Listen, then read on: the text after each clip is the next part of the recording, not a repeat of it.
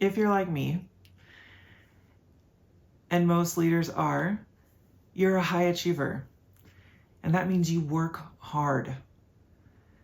But are you living a beautiful life outside of work? How are we spending our time? Are we spending it with loved ones? Are we traveling? Are we having new adventures? Are we having new experiences? Are we making memories? Or are we so exhausted that we're spending more time alone and we're scrolling on our phones way too much? Well, according to a stat I saw from Mel Robbins that blew my mind in the worst possible way. On average, most of us, me, you, we will spend what amounts to almost 20 years of our lives scrolling on social media. 20 years. Life is too precious. We deserve more. So for all you high achievers, let's talk about what a beautiful life is and how you can have it. Hello and welcome to the Unapologetically Authentic Leadership channel. I'm Brooke Bernard, your transformational leadership coach. This space is all about empowering high-achieving women in leadership to be their authentic selves. And if you're new here, my goal is to help you reach your full potential by being who you are instead of who you're supposed to be. So what is a beautiful life? Well, for me, there are 4 areas: relationships, growth, authenticity, and seeing the beauty in everyday moments. Let's start with relationships. Most high achievers have a tendency to lean towards perfectionism, and perfectionism can be lonely. So this is your reminder for the day to be vulnerable. When we're choosing friends and people to surround ourselves with, we choose people with vulnerabilities like ours because it's safe to just be human together. Surround yourself with genuine relationships.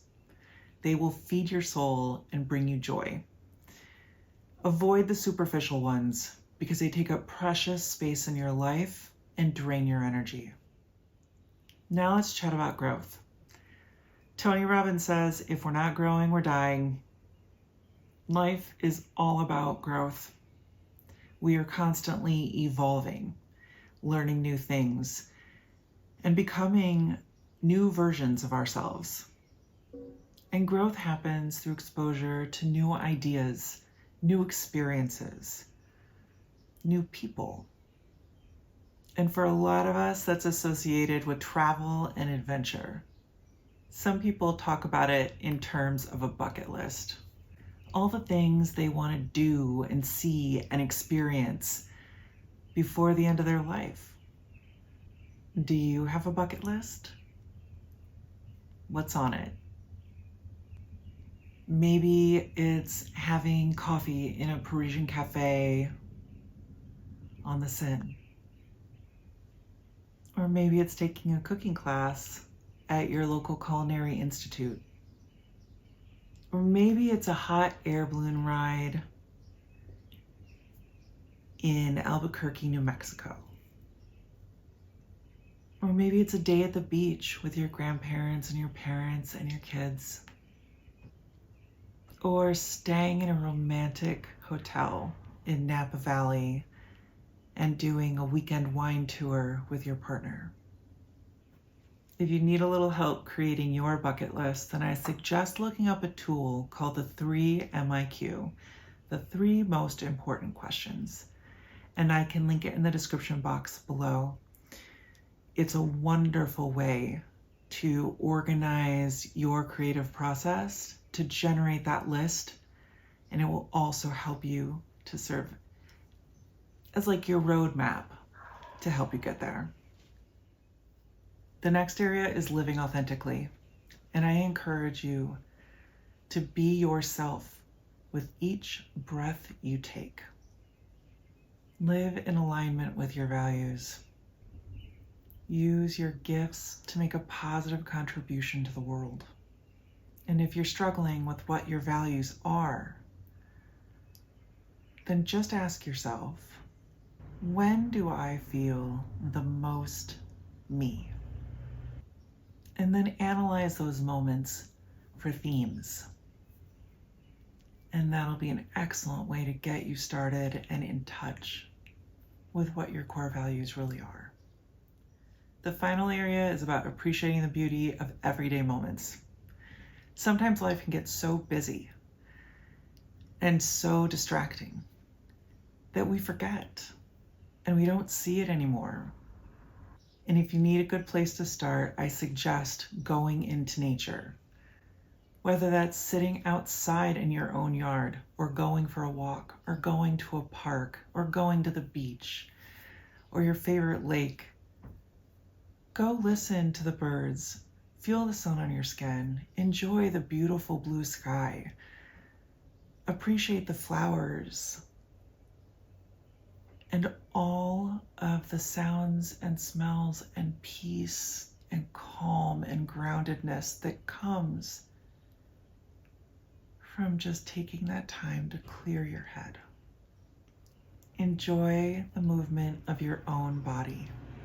Find inspiration in things like cooking dinner, or an evening just talking with friends, or the scent of clean laundry, one of my favorites, or a quiet morning to yourself with your favorite drink, enjoying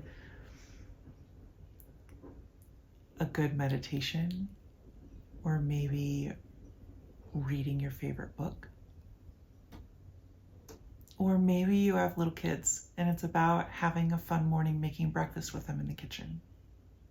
So in summary, feel your feelings, listen to your intuition, trust yourself, and live your life, because you only get one.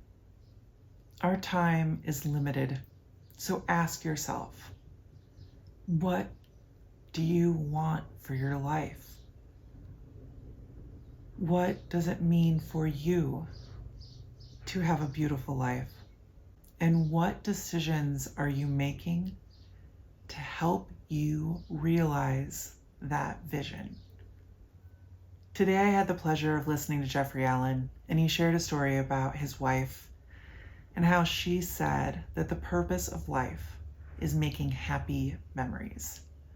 And for him, it was about being in service to others. Both of these ideas really resonated with me. And so if life is all about creating happy memories and using my gifts to be of service and make a positive difference in the world, then sign me up, because that sounds like the definition of a beautiful life. Thank you for spending time with me today and being a part of our community. Your support and participation means the world to me. So please like the video to help more people see it and empower authentic female leaders worldwide. And if you are looking for personalized guidance and support, please connect with me and we can talk more about private coaching. Until next time, stay true to yourself, lead with purpose, and thank you for watching.